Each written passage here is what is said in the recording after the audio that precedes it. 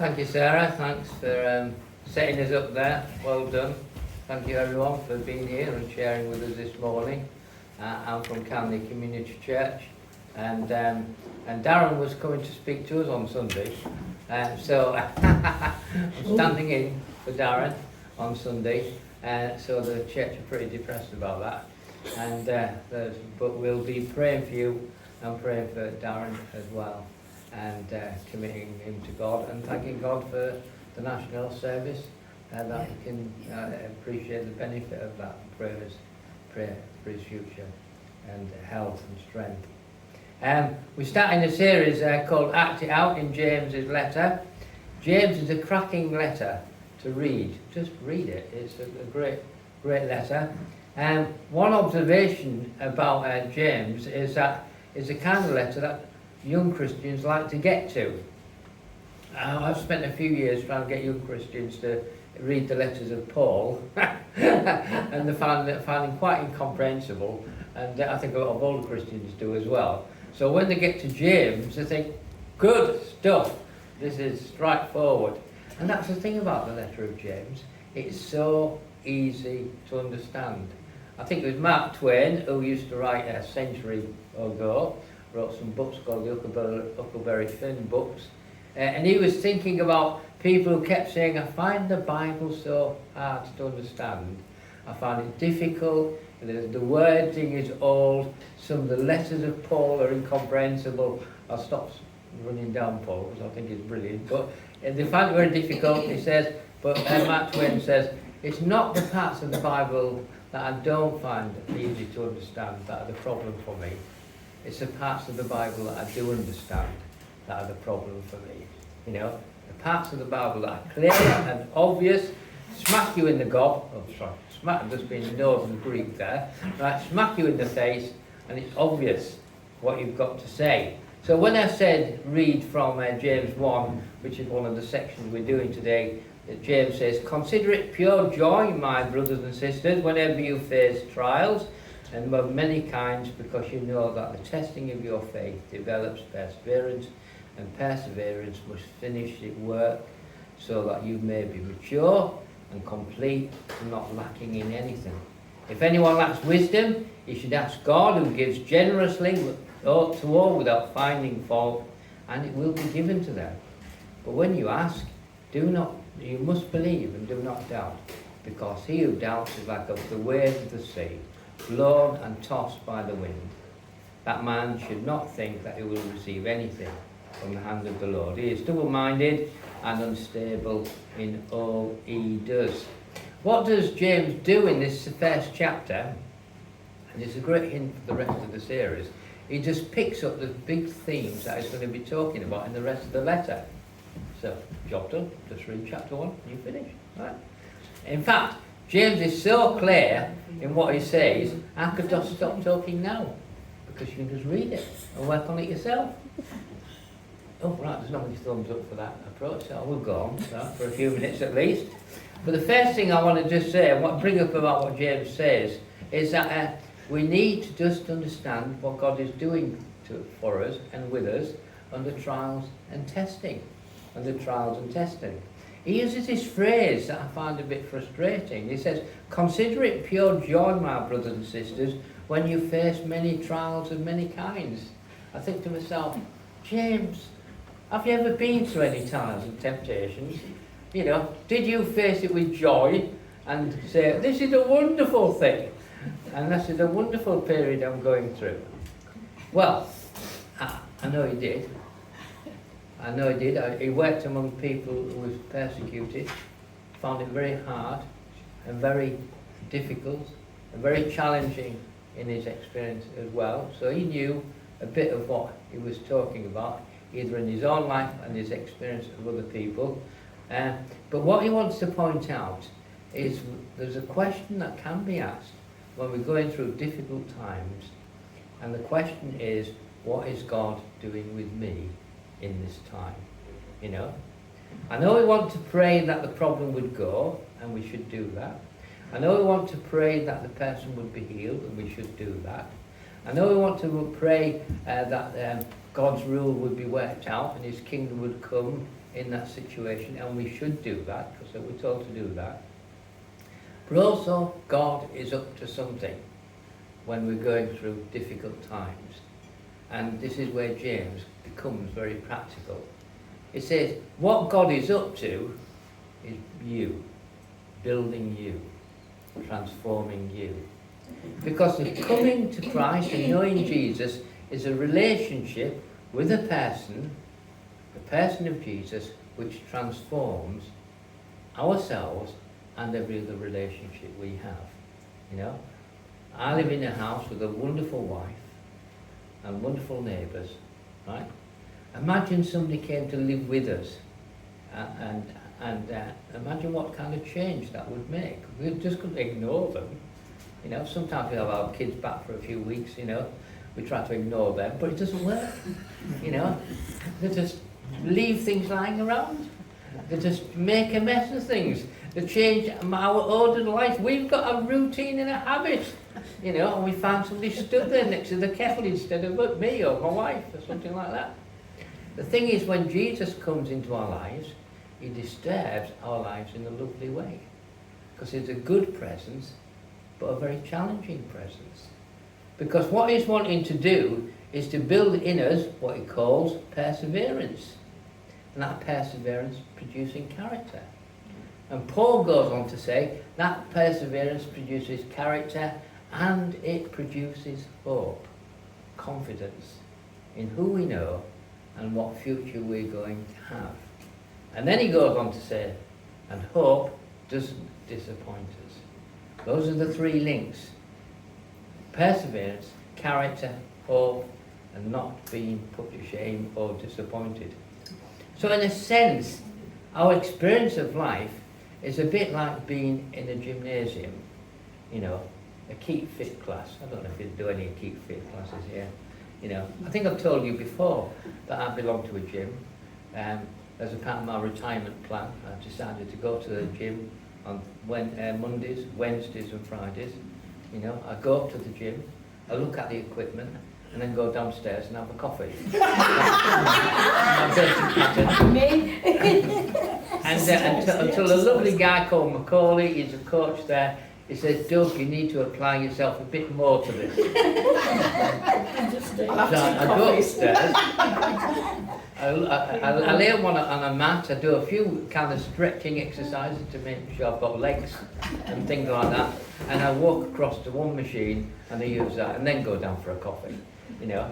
And then he says, what you need to do, Doug, is actually push the machinery. Just don't sit on it, but give it a good push.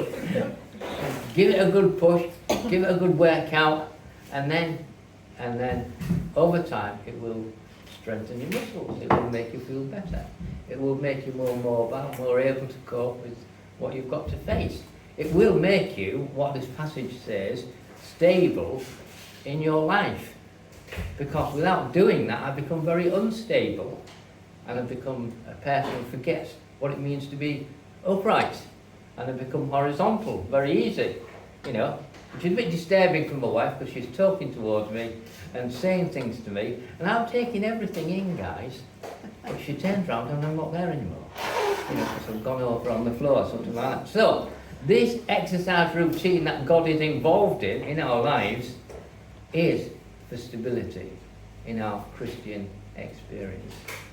And then he wants to tell us that this thing which we are living in, and living in this way, is a way of wisdom. He goes on to say, if anyone lacks wisdom, ask God who gives generously. You know? James and others know that there's two ways of thinking about living the Christian life. He says you can think about living by law and rules, or you can think about living by wisdom and truth. You know, laws are to do with obedience, it's to do with commands, it's to do with sometimes judgment, it's to do with often failure because I don't live up to that way of living. But wisdom is about instruction, it's about guidance, it's about building character and working through life experience. It's where God connects with life, you know? God connects with life. And a wonderful example of that is Psalm 1. One of my favourite psalms is, "Blessed is the person who does not walk in the counsel of the wicked, or stand in the way of sinners, or sit in the seat of mockers, but his delight is in the law of the Lord, and his law he meditates on day and night." And in that phraseology in Psalm 1, and I mention Psalm 1 because many of you will know it, because it's a very easy one to understand. It talks about level of commitment through action. You know, it talks about hanging around with people who are dodgy, walking in the way of sinners. And then it talks about, also it goes to another commitment. It says, standing around in the way of sinners. You're no longer walking with them, you're actually hanging around and spending some time with them. You can see the danger of just being involved in that, can't you? You know? And then it talks later on about being sitting in the seat of mockers. People who abuse God and blaspheme him and just don't want to know him. There's levels of commitment, isn't it? That is what the Bible calls the way of foolishness. It's an unwise way to be. And often, people need to recognise that the way they're going is what the Bible calls the way of death. It's going to end in a dead end. It's a foolish way. Now, all of my mistakes in life and sinfulness in life have come from not just knowing enough, because I do know enough. I did 4 A-levels when I was a kid. You know, I sat GCSEs. Sadly, I failed them all, but I did them. You know, I turned up at the meetings. You know, we had to talk together and I was told to shut up. You know, all of that, right? So it's not I didn't know enough. It's that I associated and made the wrong choices in my life, the way of foolishness. But the Psalms, and Psalm 1 particularly says, the way of wisdom is doing this, delighting what God delights, walking in the way that God wants us to walk, and meditating on what he thinks is good. That is a good way. It is a better way. So when Jesus said, "I'm the way, the truth, and the life," he's saying, I'm the better truth. I'm the better life. I am the better way. Following me. That's good. That's wise. It's not stupid. It is true. And the letter of James is essentially a letter not about doctrine, not about morality. It's a letter about wisdom. Living well in a good life for ourselves. But part of it is trusting God. And as James goes on to say, is if anybody is asking for this wisdom from God, this God who gives generously, this person must believe that they're going to get it. That this God is a good, generous God. Not asking unbelievingly, you know. Because that person is like somebody who's caught on the waves of the sea that's bashed about up and down, backwards and forwards, and that person is certainly unstable in their life in God. How can I think about this? Well, Barbara and I have been married for 30 years, and I thought I'd kind of do one thing in my life, if nothing else, book a holiday. You know, normally she books her holidays and sorts everything out for me. I thought I'd book a holiday for our 30th anniversary, and I'd do it on a cruise, because we've never been on a ship before together. You know, there are good reasons for that. It's the most stupid idea in the world, I think it is. I'm the kind of thing that when I get onto a ship, I'm the first one looking for the life jackets and putting them on. No. So I think that's it, you know. It doesn't help when you get on these ships that they tell you to take you somewhere, to tell you what to do when the thing sinks. You know, that really is a bit disturbing, you know, as well. So anyway, we planned to go on a cruise from Bristol and along to the Baltic states and into St. Petersburg, Russia, and that was before everything closed down in 2019.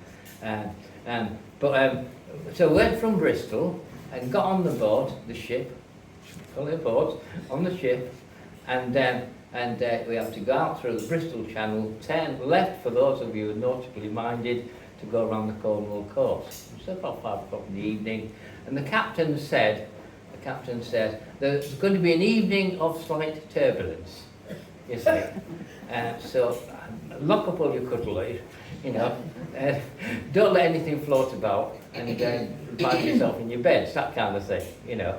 Now, Barbara is a wonderful sleeper, you know. She was in a bunk just away from me, waving to her, across the bow at the front. She was dreaming about porpoises and all sorts of wonderful fish and the things she would experience. Me, I was laying on the bed thinking, why is this thing going up and down? Up and down, as it were. And I did a very foolish thing. I started counting how long it takes to go up. 1, 2, 3, 4, 5. Go. 4, 2, 5, 4, 3, 2, 1. And I did that quite a while, and I thought to myself, this is stupid. The ship is wonderfully built, and it's done this before. 1, 2, 3, 4, 5. Oh, down and go down again. And I think the captain is fully experienced. He's done this before. 1, 2, 3, 4, 5. Down, 2, 3, 4, 5. Right? I was thinking all of this. I even rationale that this ship has been built with stabilizers, so we don't go this way. We go up 1, 2, 3, 4, 5. Even though I did do a bit of that as well, you know. So, can you imagine what kind of a night I was having while Barbara was dreaming about porpoises, you know, and enjoying the future to come? I was not enjoying that at all, was I? You know. And when the Bible says, when somebody asks God who is generally generous, they shouldn't be asking in unbelief, but saying thank you. Because otherwise, we will be unstable in all we do and say.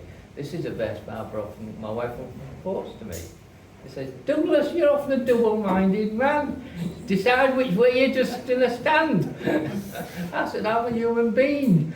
She said, well, I know that, but look and trust in God himself, the generous God, the loving God. And the third thing, and the third theme that James picks up, is he loves the humble because he wants to lift them up. He loves the humble because he wants to lift them up. He says, brothers and sisters, you in humble circumstances ought to take pride in your high position. God has lifted you up 1, 2, 3, 4, 5, and he doesn't drop you 4, 5, 6. He said, but the rich person should take pride in his humiliation. 5, 4, 3, 2, 1. And in the early church, the number of people who became Christians who were slaves was amazing. And that was because they'd understood that Jesus had become a slave to them. For the Son of Man, Jesus said, is not going to be a taskmaster. He's going to be served and give his life as a ransom for many. And they said, he's one of us. He's been there for us. He's been through the trial. He's been through the difficulty. He's looked even through that trial to the joy that was set before him on the cross. He is our man. And James later on will develop this theme of humility, being lifted and trusting in God. So those are the great themes of this chapter 1. It's trusting in trials. It's wisdom in life, and also it's being lifted when we trust in him, in his humility. Why? Because that's a better way. It's the way, the truth, and the life. Thanks, Sarah. God bless you. Take care.